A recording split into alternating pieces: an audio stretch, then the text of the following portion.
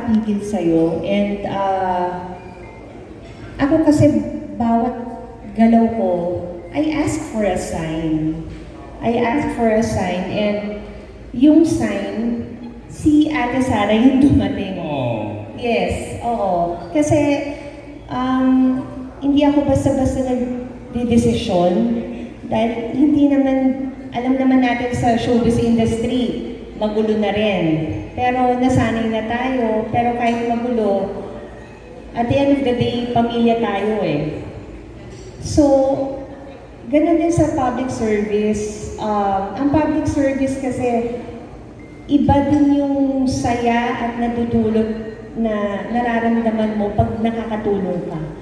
So, I think, I think ito na yung calling ko. Pasukan yung public service. And hindi ko nadadayaan yung edad ko. I'm already 45. Wow. So, minus 10.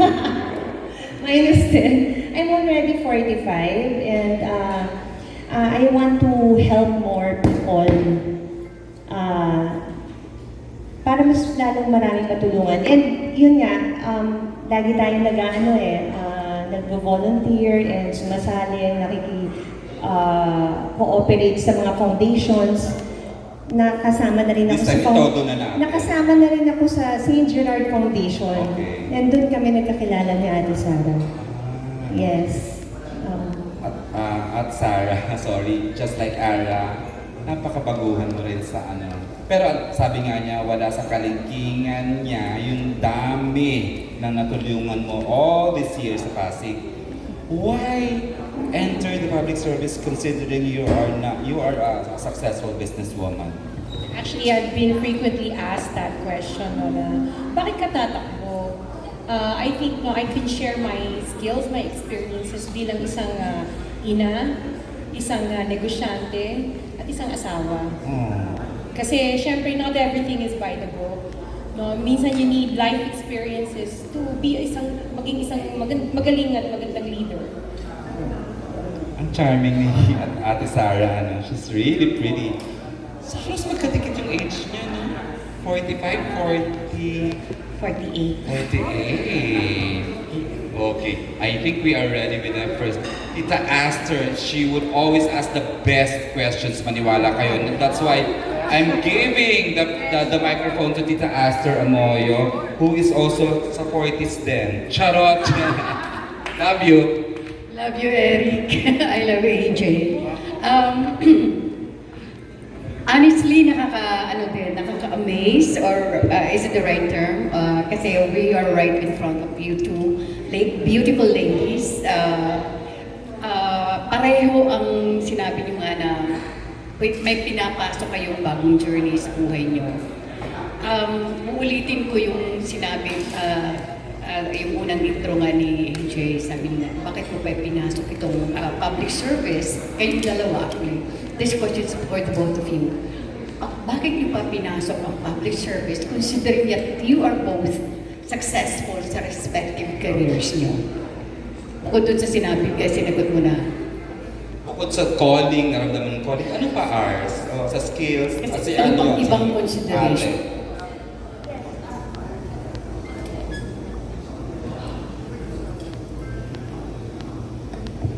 Ako, katulad na sinasabi ko, aside sa calling, I prayed for it. I prayed for it. Mga 3 months. 3 months akong nagdasal kung itutuloy ko. Kasi lumabas na yung sign. Aside sa sign, I prayed for it non-stop. Kasi syempre, may pamilya din tayo. Alam nating politics is magulo. But I think if you have a pure heart, really to help, alam mo yung gusto mo kasi magpabago ng buhay. Marami na akong nakitaan and hindi lang sa mga nakakasalamuha ko. Even sa showbiz industry, sa atin, merong mga artista merong mga kapwa press na nahihirapan. Ang bigat, tas hindi mo matulungan, ang bigat sa loob pag hindi mo natutulungan.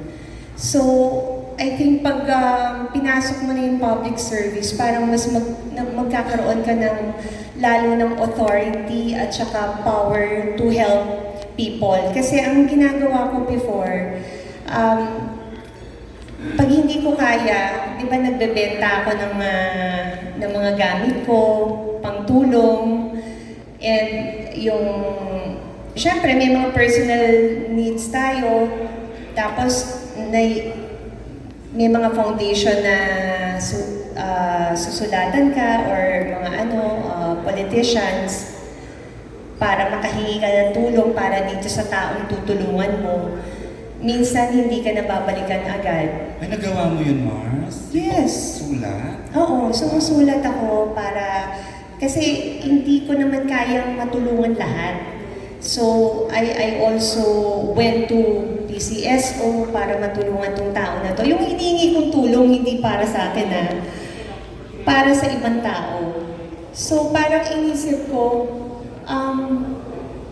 finashback ko lahat ng mga, ba't hindi na lang ako tumakbo para mas lalo akong maraming tulungan. Ayun, mas may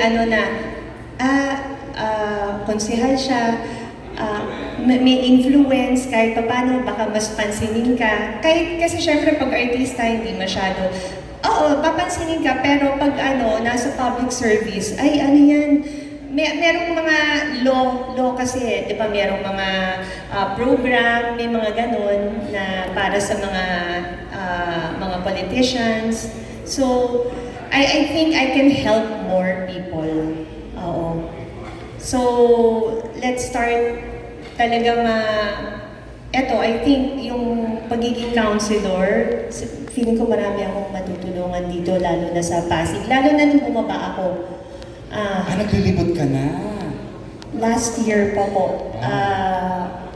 July, August. Yan. Mga August pa ako umiikot. Wow. Yan.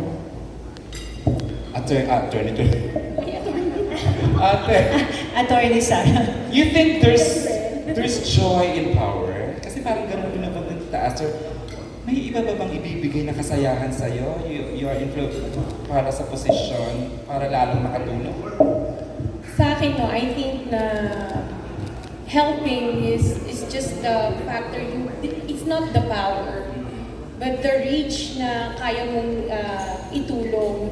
Kasi syempre kami, tumutulong kami before sa Buanga, Iloilo, kasi contractor nga kami. So, hindi kami nakakatulong kami here in Pasig, pero it's not focused. Parang we go around sa iba-ibang, kung saan kami may project, kung kami nagbababa ng medical missions, balik eskwela programs, tumutulong kami, mga wheelchairs. And then 2 years ago, sabi ko sa asawa ko, baka pwedeng magbigay tayo ng wheelchair, quad cane, yung mga medical equipment. Naging maayos naman. Kasi we coursed it through barangay captains, yung mga konsihal ng Pasig. Sila yung namimigay kasi sila yung nakakaalam sa constituents.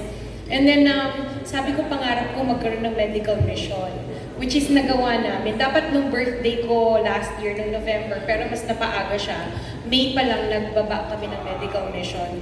So yung reach sa tao, na alam mo, kailangan nila ng tulong. Parang yun yung nakakapag, move pa rin para sa amin na to move forward, to keep going what we're doing. Ang swerte naman, mag-focus na sa Pasig yung ginagawa niyo nation.